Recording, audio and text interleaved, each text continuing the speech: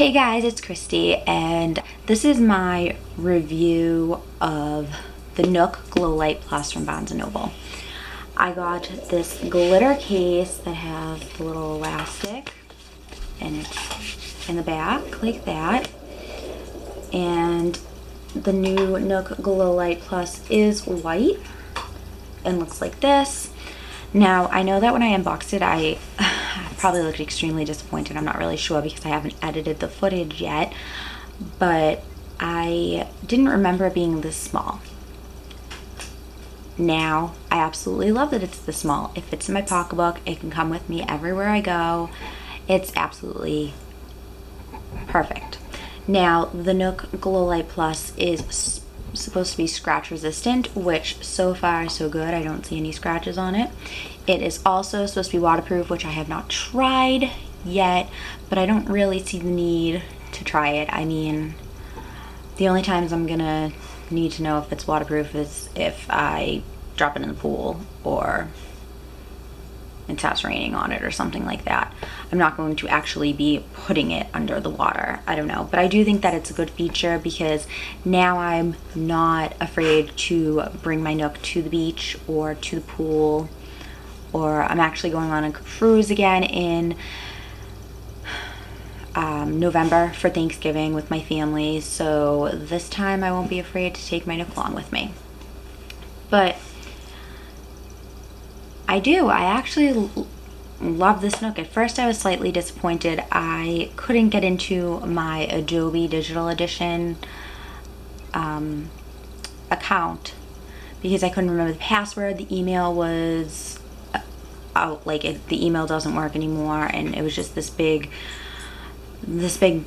annoyance, which has nothing to do with the Nook itself, other than you need the Adobe Digital Editions to transfer library books onto the Nook. So it took me 2 days to figure out how I could do that, and also that's how I can get my review books on here. But first I'm going to start with the library books. You have to download another software to your computer. It is the Android transfer software. I'm not 100% sure. I will either link it down below, or you can just go to the Nook website and it will show you. And then you need Adobe Editions and Overdrive. You just go to your library's website, take out whichever book you want to do, open it. It will open in Adobe, but Adobe will not recognize your Nook like it used to.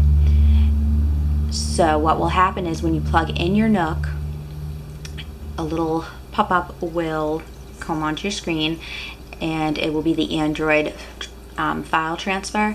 So you take the actual book that you downloaded from your downloads folder and you drag it into the Nook that's on the file transfer, because again, it won't be recognized by Adobe, which isn't really a big deal. It was a big deal when I first got it because I didn't know my Adobe password, and it would have been much easier. But now that that's all settled, I can get my library books on here. Your library books will go into a folder called My Files. So it will go into a folder like this. That will either be library books or PDF version or EPUB version books that you yourself put onto your Nook. If you're buying them from the actual Barnes & Noble website, it will be in the books folder, and it looks like this. If you'd like, I can do an updated what's on my Nook video. I do have one from, oh, it's probably a while ago now, but I do still love that Nook. It's just, I mean, I was pretty much, I needed an upgrade. I wanted a little bit of an upgrade, but I'm very, very happy with this Nook. Extremely happy, and I know, I'm pretty sure I didn't look happy with it when I first opened the box. I was a little upset because it came with a charging cord, but it did not come with the wall plug. Honestly, that's not a big, it's not a big deal. I had a couple of Nook wall plugs anyway. I'm sure you could use your iPhone charging cube or whichever charging cube you want to use. So, I mean, I was really upset about that at first, but I'm not now. I was really upset with the size of it, but I'm not now. I love that it's very small and very slim, holds tons of books. Slip it into your pocketbook, you're good to go. I mean, this thing is just, it's like, I wish I had my phone here. Oh, it's back there, but I wish I had my phone to compare the size, because it's like, I have the iPhone 6 Plus and it is, I mean, not even double the size of it. So it's a great size. So my review is, I love the Nook Glowlight Plus. The Glowlight works perfectly. It's very even.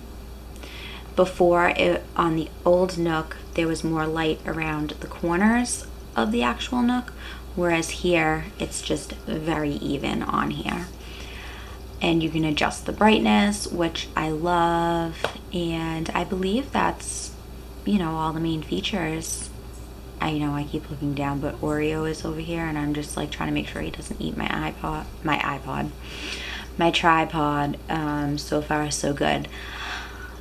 But my review of the Nook Glowlight Plus would be an A-, only because you have to download different software than the Nook Simple Touch with Glowlight, and you have to do that whole file transfer thing, which I think is kind of silly. It would be great if just, you know, Adobe could recognize this Nook and I could just drag it over like I always did. But that's pretty much my only complaint about it. The battery life, excellent. I am very impressed with it. Maybe I'll give it an A to A-. That sounds about right. I can't give it an A+ because of the whole making it difficult to put the books actually on it, which now isn't difficult at all, but it's annoying at the beginning. So there is my review on the Nook Glowlight Plus. I hope you guys enjoyed, and I definitely do recommend, if you're in the market for an e-reader, to just, you know, make the dive. Go for it. Also, Barnes & Noble customer service is amazing. I've had 3 Nooks. I had a bunch of problems with one of them. And every time I went in, I didn't even buy the extra protection plan, but every time that I went in, they literally just were like, okay, like, here's a new one. I think I got a new one 3 times until I finally got one that was working perfectly. So, hope you guys enjoyed this video. I hope you took a little something out of it. Hope I didn't look too disappointed in the unboxing video. And as always, I will see you soon. See ya.